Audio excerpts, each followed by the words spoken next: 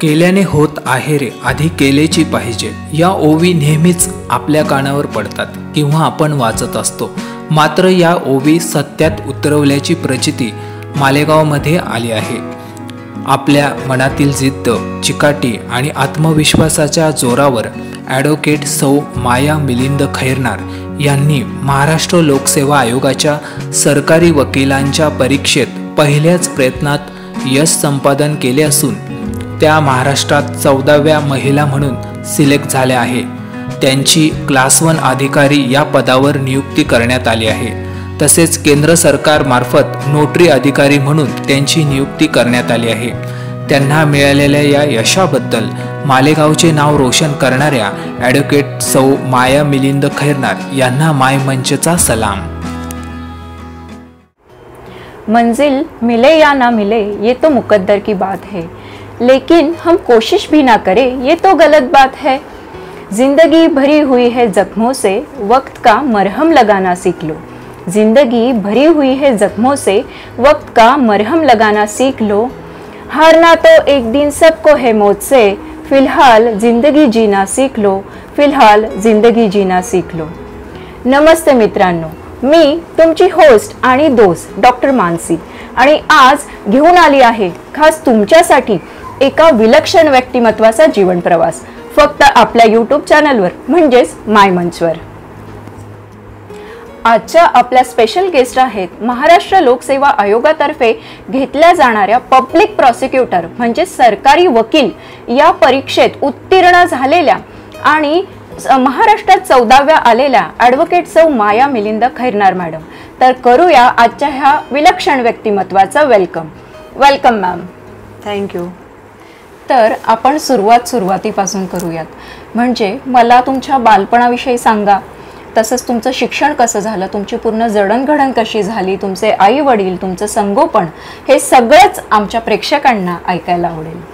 शिक्षणाविषयी सर्वप्रथम सांगताना मला जे शिक्षणाचे दारे खुले करून देणाऱ्या आपल्या सावित्रीमाई फुले तसंच महात्मा ज्योतिराव फुले तसंच मला शिक्षणाचा अधिकार बजावण्याचा जो कायदेविषयक अधिकार मिळाला ते आपले भारतीय राज्यघटनेचे शिल्पकार डॉक्टर बाबासाहेब आंबेडकर यांना मी सर्वप्रथम वंदन करते आणि माझ्या शिक्षणाविषयी मी सांगण्यास सुरुवात करते.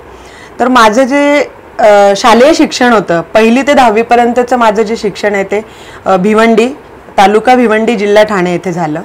त्यानंतर मी 11वी ते 15वी म्हणजे BA पर्यंतचं माझं जे शिक्षण होतं तर ते माझं राज्यशास्त्र या विषयामध्ये बिर्ला कॉलेज कल्याण येथून झालं.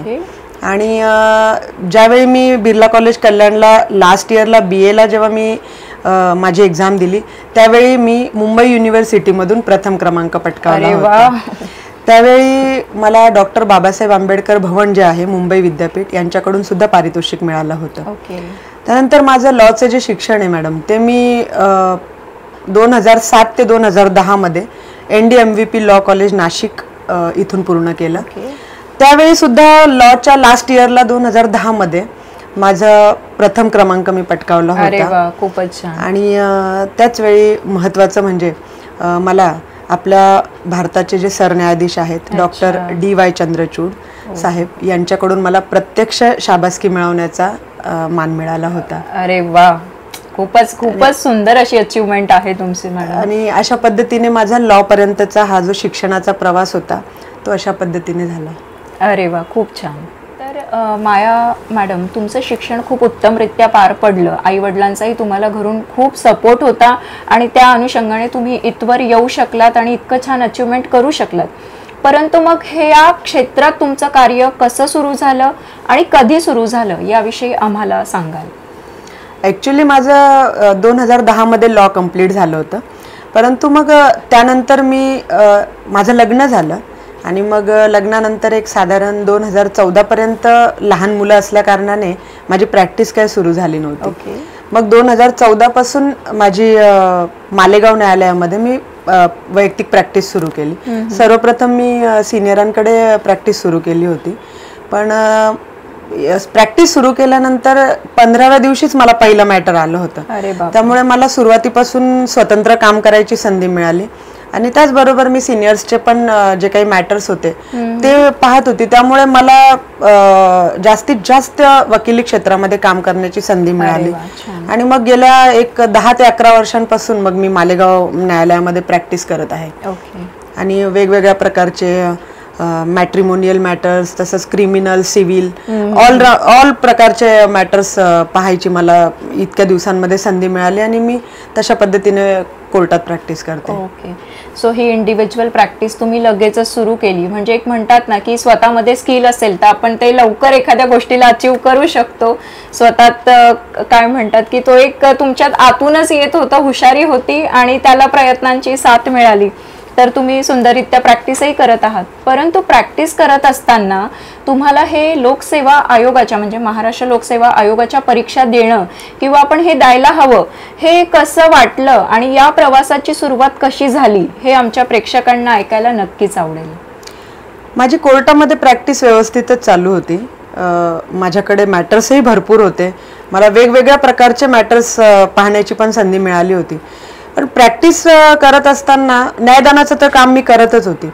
पण अशा वेळी मला ज्यावेळी मी कोर्टामध्ये पाहिलं की सरकारी वकील वगैरे असतात, जे क्लास 1 ऑफिसर्स असतात आणि सरकारी वकिलांना जास्तीत जास्त पद्धतीने जनतेला न्याय देण्याची संधी मिळते. आम्ही तर देतच होतो. एक डिफेन्स वकील म्हणून मी काम करत असताना मी माझी साईड व्यवस्थितरित्या पार पाडतच होती. परंतु पीडितांना न्याय देण्यासाठी, समाजातल्या गोरगरिबांना न्याय देण्यासाठी सुद्धा मला संधी हवी होती.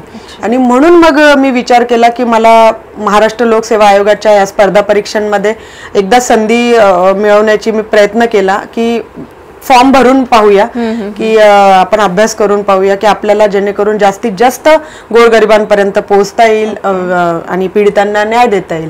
त्यामुळे मग मला त्याच वेळी नेमकं 10 वर्षानंतर या सरकारी वकिलांच्या जागांची ऍड आलेली होती. आणि मग मी माझ्या मिस्टरांना त्याबद्दल सांगितलं की मला अशा पद्धतीने परीक्षा द्यायची आहे असं. तर त्यांनी मला तेच सांगितलं की काहीच हरकत नाहीये, तू प्रयत्न करून पहा. कारण कसं आहे की तू अभ्यास करशील, परीक्षा देशील, जरी तुला तिथे परीक्षेत यश नाही आले तरी तुला त्या कायद्यांचा तुझ्या प्रॅक्टिस मध्ये फायदा होईल. म्हणून तू प्रयत्न करायला काहीच हरकत नाही. आणि मग त्यांनी मला फॉर्म भरायला सांगितलं. मग आम्ही दोघांनी मिळून तो फॉर्मही भरला. आणि अशा पद्धतीने मी पब्लिक प्रॉसिक्युटर म्हणजे असिस्टंट पब्लिक प्रॉसिक्युटर सरकारी वकील या पदासाठीचे मी फॉर्म भरला 2022 मध्ये. अरे वा.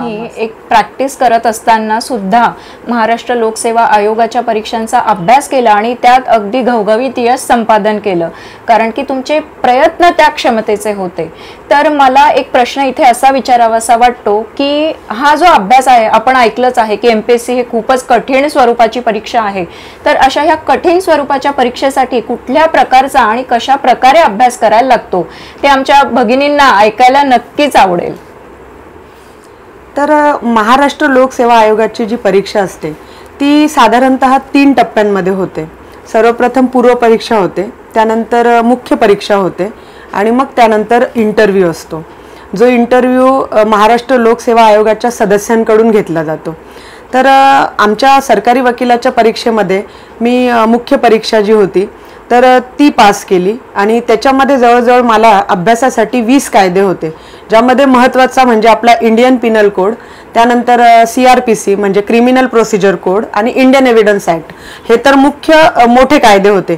त्यानंतर अजून 15 ते 16 मायनर ॲक्ट्स सुद्धा होते. आणि हा इतक्या कठीण स्वरूपाचा परीक्षा असते की याच्यामध्ये जास्तीत जास्त मार्क्स मिळवणं हे फार कठीण असतं आणि स्पर्धा खूप मोठी असते. जवळजवळ 20 ते 25 हजार फॉर्म्स आलेले असतात. आणि अशा परिस्थितीमध्ये मुख्य परीक्षा मी पहिल्या प्रयत्नांमध्ये पास केली. आणि त्यानंतर इंटरव्ह्यू होता. इंटरव्ह्यू जो होता तर तो इंटरव्ह्यू महाराष्ट्र लोकसेवा आयोगाच्या सदस्यांकडून घेतला गेला होता. आणि तो माझा इंटरव्ह्यू सुद्धा अर्धा तास चालला होता. आणि अशा पद्धतीने या परीक्षेचं जे स्वरूप होतं आणि याच्यासाठी अभ्यास हा फार महत्त्वाचा असतो. मी 2021 पासून ते 2023 पर्यंत मी या अभ्यासामध्ये होते आणि अशा पद्धतीने मी हा अभ्यास केला होता. अरे वा. हा प्रश्न विचारण्यामागचा हेतू असा होता की खरंच सगळ्यांना कळायला हवं की एक महाराष्ट्र लोकसेवा आयोगाची परीक्षा किती कठीण असते आणि किती किती टप्प्यांमधनं ती आपल्याला पुढे जावं लागतं, एक त्यातनं पार व्हायला लागतं आणि ते तुम्ही आज अचीव केलंय.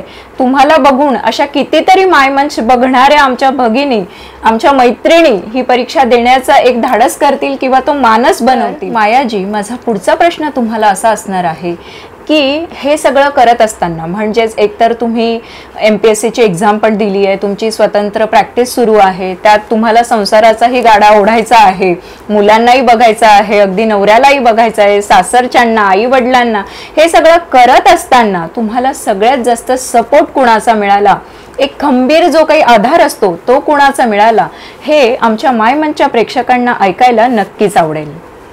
मला खंबीर जो आधार मिळाला, मला खंबीर जो सपोर्ट मिळाला ते म्हणजे माझे मिस्टर मिलिंद खैरनार.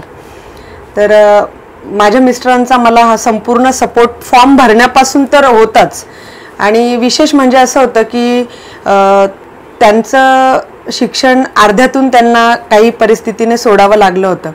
पण असं झालं का डिग्री मला मिळाली, पण ठोकरी ज्या त्यांना मिळाल्या होत्या त्याच्यातून त्यांना जे अनुभव मिळाले होते ते अनुभव मला वेळोवेळी सांगत गेले, आणि त्या अनुभवांच्या आधारे, त्या अनुभवांचा मला माझ्या प्रॅक्टिसमध्ये तो फायदा तर झालाच होता, पण तो फायदा मला माझ्या परीक्षांमध्ये अशा पद्धतीने झाला की त्यांनी मला फ्रस्ट्रेट कधीच होऊ दिलं नाही. ॲक्च्युली स्पर्धा परीक्षा म्हटलं तर रिझल्ट लागायला जो लागणारा वेळ, त्यानंतर अभ्यास करतच असतो, कन्सिस्टन्सी तुटत असते. मग अशा वेळी एक योग्य आयुष्यामध्ये मोटिवेटर असणं गरजेचं असतं, आणि त्या मोटिवेटरचं काम हे करत होते, आणि त्यांनी मला नेहमी मोटिवेटेडच ठेवलं. त्यांनी मला डिमोटिवेट कधीच होऊ दिलं नाही. मी बऱ्याच वेळा नाराज झाली होती, बऱ्याच वेळा माझा इंटरव्ह्यू हार्ड गेला होता, त्यावेळी सुद्धा मी नाराज झाली होती. मी अक्षरशः लोकसेवा आयोगातून बाहेर पडताना रडत आली होती, पण त्यांनी मला डिमोटिवेट होऊ दिलं नाही. त्यांनी मला सांगितलं होतं कसंही असू देत तुझं होणार आहे, ही मला खात्री आहे तुझं होणार आहे म्हणून, तू अभ्यास चांगला केलाय, तू मेहनत घेतली, ते मला वेळोवेळी मोटिवेट करत गेले. त्यामुळे त्यांचा मला पूर्ण सपोर्ट जो मिळत गेला त्या सपोर्टच्या आधारावरच मग मी मेहनत जास्तीत जास्त घेण्याचा प्रयत्न करत गेली, आणि त्या मेहनतीला माझ्या प्रथम प्रयत्नामध्येच मला यश मिळालं. म्हणून माझे बेस्ट सपोर्टर जर कोणी असतील तर ते माझे पतीच आहेत. अरे वा, मस्तच, खूप छान. म्हणजे आपल्याला इथे कळतंय की असं आपण नेहमीच म्हणतो की एका यशस्वी पुरुषामागे स्त्रीचा हात असतो, परंतु माया मॅडमांच्या केसमध्ये बघायला गेलो तर एका यशस्वी स्त्रीच्या मागे एका पुरुषाचा हात आहे. तर खूपच छान तुमची लाईफ जर्नी आहे, मस्तच. आता मायाजी, तुमच्यासाठी शेवटचा आणि अत्यंत महत्त्वाचा असा प्रश्न, म्हणजेच किंवा प्रश्न म्हणता येणार नाही याला, एक तुम्ही आमच्या माय मंचच्या प्रेक्षकांसाठी, ज्या महिला तुम्हाला बघताय, ज्या आमच्या मैत्रिणी तुम्हाला बघताय आणि आयुष्यात तुमच्यासारखंच काहीतरी अचीव करू इच्छिताय, त्यांच्यासाठी तुम्ही काय संदेश द्याल, काय मेसेज द्याल? तर माझं प्रत्येक महिलेला किंवा प्रत्येक आपल्या मुलीला किंवा भगिनींना हेच सांगणं असेल की कुठलंही क्षेत्र निवडावं, कुठलंही क्षेत्र असू देत, ते वकिली क्षेत्र असू देत, डॉक्टर असू देत, कुठलेही असू दे, परंतु प्रत्येक क्षेत्रामध्ये मेहनतीने काम करणं अत्यंत आवश्यक आहे, प्रामाणिकपणे काम करणं आवश्यक आहे. त्याचबरोबर जर आपल्या स्पर्धा परीक्षांच्या बाबतीत जर म्हटलं तर निराशा नेहमी येत असते, त्यामुळे कन्सिस्टन्सी ठेवणं गरजेचं आहे, कन्सिस्टंट राहणं गरजेचं आहे. त्यामुळे कुठल्याही क्षेत्रामध्ये जर आपण मेहनत खूप छान पद्धतीने घेतली तर यश हे नक्कीच मिळतं. त्यामुळे वकिली क्षेत्राकडे येण्यासाठी बऱ्यापैकी महिलांना वकिली क्षेत्र अवघड वाटतं, परंतु वकिली क्षेत्र अवघडच आहे, परंतु वकिली क्षेत्रात आल्यानंतर सुद्धा जर आपण जोमाने प्रामाणिकपणे जर काम केलं तर हे क्षेत्र देखील छान आहे. त्याचबरोबर माझं प्रत्येक आपल्या स्त्रीला, भगिनीला हे सांगणं राहील की वकिली क्षेत्र निवडण्यामागचं देखील बरेच कारणं आहेत. त्याच्यामध्ये आपल्याला स्त्रियांविषयक माहितीसुद्धा, स्त्रियांविषयक कायद्यांची माहिती मिळेल. त्याचबरोबर आपल्याला सामान्य जीवनात सुद्धा कायद्यांची माहिती असणं आवश्यक आहे. त्याचबरोबर वेगवेगळ्या प्रकारचे क्षेत्र निवडताना जर आपण आत्मविश्वासाने त्या क्षेत्रामध्ये आलात आणि प्रामाणिकपणे जर काम केलं तर प्रत्येक क्षेत्रामध्ये यश मिळू शकतं.